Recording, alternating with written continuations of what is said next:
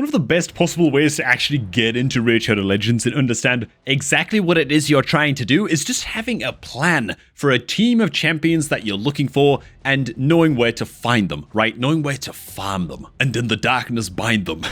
So what is up there, guys? This is Cobb with Game Leap, and in this video I'm going to be covering a team of 5 champions that any new player can farm easily for free in the campaign. No luck, well, a little bit of luck required because they still have to drop from the campaign, but you can farm them. That's the point, okay? And this is just a super powerful team of champions that are going to last you way into the game. You can take most of these champs up until level 50, and some of them even beyond that. So they'll last you a long time. In fact, this team won't just take you through some of the higher levels of the campaign, won't just perform for you in things like arenas, but this team can even succeed once leveled and scaled up and geared properly. They can take you into the Doom Tower, man, and you can find a reasonable amount of success with this. Trust me, I've done my homework on this. And alright, man, the first champion we're going to cover on this list is actually not part of this team at all, but it is the easiest champion we're going to cover in this video to get your hands on if you are a new player. Epic attack champion Juliana, ridiculously powerful kit that excels at just obliterating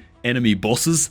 Real boss killer in this one, and as you can see via the reviews, just excels in a ton of the more difficult dungeon content. Why are we covering Juliana? All you've got to do to get your hands on this goddamn champ is, if you're a new player, go ahead, follow the link at the top of the video description, or scan the QR code that is above my head right now, and upon your account reaching level 15, boom, you simply have Juliana. You'll also get your hands on about 500,000 silver, as well as a bunch of other starting resources to help get you off on the right foot on your raid adventure. There it is, man. Link at the top of the description. Do it now. Alright, man, so we're going to be starting off this here team with, of course, Mr. Kale. Why are we starting off this team with Kale? Because I know you're a very wrinkly-brained person, and you chose correctly when it came to your starting champion. Because Kale is just kind of the best of the starting champs at progressing through the more challenging content in the game. It's scaling through more challenging content in the game, and as such, he just naturally fits best as the, what would you call it, the hard carry damage dealer of this team that we're putting together. It also bears mentioning that if we just head on back to the tavern real quick, when it comes to skilling up Kale's abilities and his skills, slot him into the upgrade skills slot right here. Yeah, you want to be dumping all of your rare skill tomes into Kale first and foremost. You just want to max out Kale first, man. That's all there is to it. There's other champions on this list that you can get to after Kale that we'll get to, well, when we come to them. But for now, skill tomes, you want to prioritize those on Kale if you are just starting out. And so the next champ we're going to be covering on this list, the first that you actually want to be farming in the campaign, even when you get to it, is Valerie. She drops on stage 1 of the campaign, completely farmable. Why is Valerie so good? She's just a fantastic starting rare that, yeah, you can farm relatively easily to act as your primary support champ in this team. So, of course, her swing sucks. Her A1 is just really bad. It's her other abilities that are just really tight. Okay, Energizing Presence is her A2. Increases the duration of all buffs on all allies by 1 turn, and decreases the duration of all debuffs on all allies by 1 turn. The value of this cannot be overstated, dude. It's insane. It also places a 25% increased attack buff on all allies for 2 turns as well, which is just tight. A lot of utility packed into one skill. Amazing stuff. She also comes with a Protect to place a shield buff on all allies for 2 turns. And the value of the shield depends on this champ's level. Alright, man. Huge stuff. Obviously, a little bit sad that we can't reduce the cooldown of Protect by pumping more copies of Valerie into Valerie to skill up her skills. But yeah, still, it's a very powerful spell. Either way, man, it's really all about her A2. So yeah, Valerie is going to be our #1 support in the squad. Alright, next up, heading into the Dark Elves, we are looking for, of course, the lovely Spirit Host. Spirit Host, an amazing second support, kind of supplement Valerie in the early game. Spirit Host is campaign farmable in campaign stage 4, Excellent, excellent stuff. Let's check out her abilities. She has Reap, attacks one enemy, heals by 50% of the damage inflicted. Just good stuff. Makes her pretty tanky and survivable in her own right. She has Strengthen to place a 50% increase attack buff on all allies for 2 turns, which is just ridiculous. It makes Valerie's attack buff seem like, you know, a wet noodle in comparison, but the point is you stack both these together and suddenly you have a ridiculous amount of increased attack on this team. And her ability 3 or attack 3 removes all debuffs on all allies and places block debuffs buff on all allies for 1 turn. Oh my god, dude, is this a fantastic little champ. Easily take this one all the way up to 6 stars and you probably won't regret it. Spirit Host is ridiculously good, man.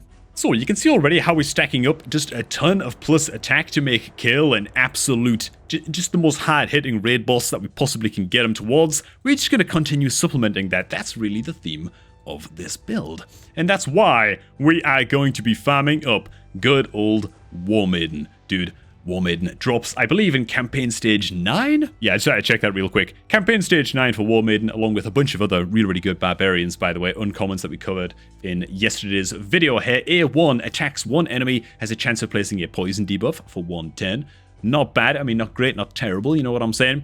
Her A2 attacks one enemy, Opportunity Strike, places a 50% increase attack buff on this champion and places an extra hit if this attack is critical. So in her own right, War Maiden can be a pretty damn good damage dealer. But the main reason she is here, dude, is for her A3, Crumbling Blast. Check this out, dude. Attacks all enemies. Always great. Has a 75% chance. 75, dude? Just ridiculous.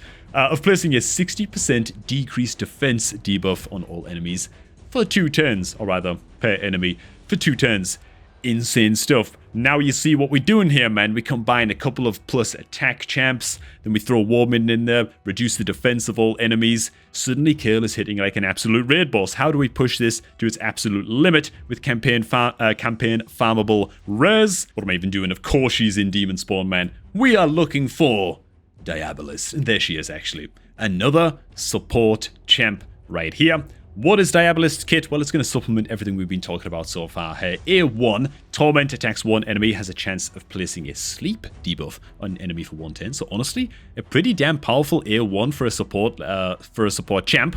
Her A2 attacks all enemies, places a 30% increased speed buff on all allies for 2 turns, which is great. Speed can't be underestimated. Fantastic stuff. Once again, though, check this out, man. Her A3 just ensures that you always get to attack first, that all your abilities get to go off before your opponents, and that Kill gets to one-shot everybody before you ever have to worry about losing a fight. Positive Charge fills the turn meter of all allies by 15% and decreases the turn meter of all enemies by 15%. Tight stuff. It looks like a total badass as well, man. Are you kidding me with this? Actually, for just a word or two more on Diabolist, you probably don't want to take Diabolist all the way to level 60. You can, if that's how you roll. But generally speaking, from what I've seen, people tend to stop with Diabolist at level 50 and eventually replace her with Apothecary, which we'll take just a quick look at right now so you know how you're going to progress this slot in the team. And Apothecary can be located in the High Elves tree. I believe this guy's only acquirable via shards, so you've got to get a little bit lucky to get your hands on this guy. But dude, is this guy just like a Diabolist upgrade in every way? Boon of Speed places a 30% speed buff on all allies for 2 turns. And fills the turn meter of all allies by 15%. You don't even need to read the rest of his skills, really, but I'll put him up. This guy is just, I don't know, man. Is he just a flat increase, just like a flat buff on Diabolist? Probably. I think so. His heal's kind of insane as well. Even his attack is just much more impactful.